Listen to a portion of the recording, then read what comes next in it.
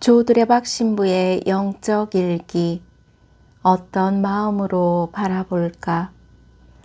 마을 뒷산에 10개의 거울이 있는 집이 있었습니다. 강아지 한 마리가 안을 들여다보고는 신기해합니다. 자신을 닮은 강아지들이 놀란 얼굴로 쳐다보고 있기 때문입니다. 강아지는 눈을 찡긋하며 웃습니다. 그러자 10마리의 꼬마 개들이 눈을 찡긋하며 웃어줍니다. 멋진 친구들이군.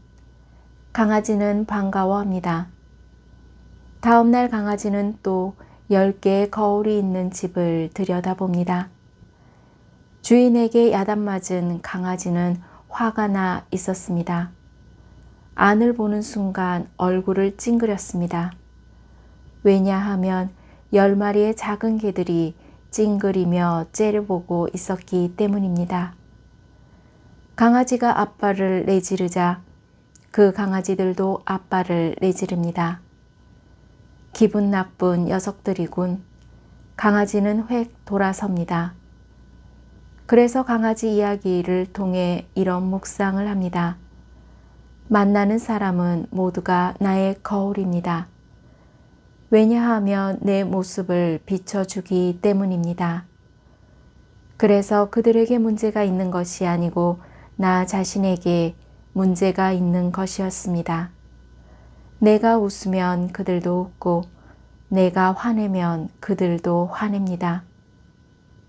중요한 것은 내가 어떤 마음으로 바라보느냐에 달린 것입니다.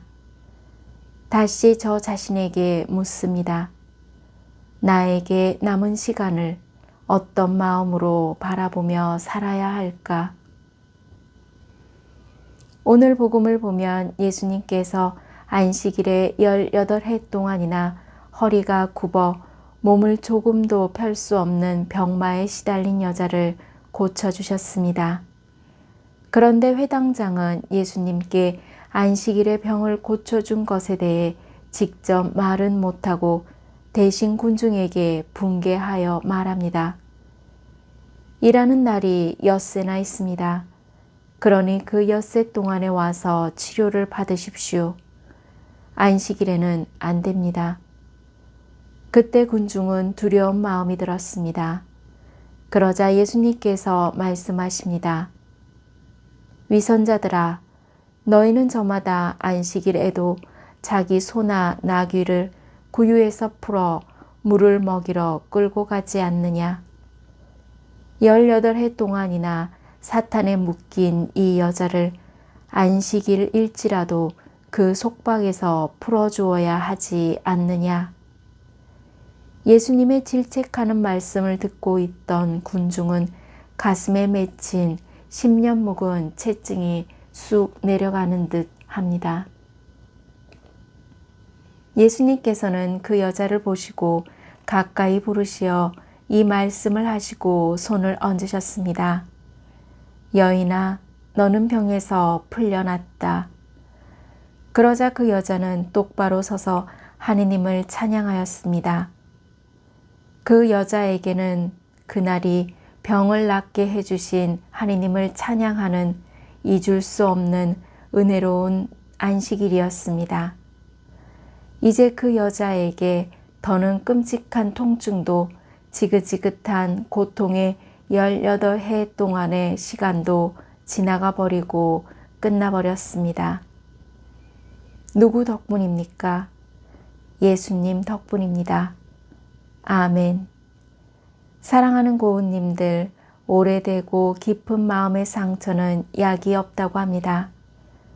그런데 고운님들은 아무리 오래되고 깊은 상처라 할지라도 깨끗하게 낫게 해주시는 분을 알고 있습니다. 그분은 정말 아프도록 아낌없이 당신을 내어주시는 하느님의 사랑이신 예수님이셨습니다. 오직 하느님의 뜨거운 사랑, 그리고 그분의 사랑을 맞이하기 위해 쿵쾅거리는 심장박동 소리 말고는 약이 없습니다. 오늘도 살아있는 자체가 기적입니다.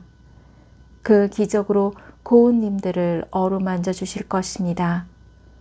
마치 오늘 복음에 나온 18해 동안이나 병마에 시달리는 병자의 치유가 있었듯이 지금 순간에도 주 예수님의 약손이 고운님들에게도 내려 치유해 주실 것을 믿습니다.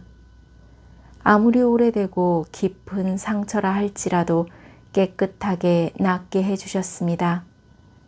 그래서 요즘 예수님 덕분에 삽니다. 아멘. 저 두레박 사제도 예수님 덕분에 몸과 마음이 아픈 고운님들과 간호하는 고운님들 그리고 고운님들의 자녀에게 주님의 치유와 회복의 은총이 임하시기를 기도합니다. 영적 일기를 마무리하면서 오늘도 예수님 덕분에 하느님의 따뜻한 햇살을 맞으며 아파하고 힘들어하는 누군가의 한 영혼을 위해 기도드리면서 치유와 회복의 은총을 누리시기를 주님의 이름으로 강복합니다. 아멘.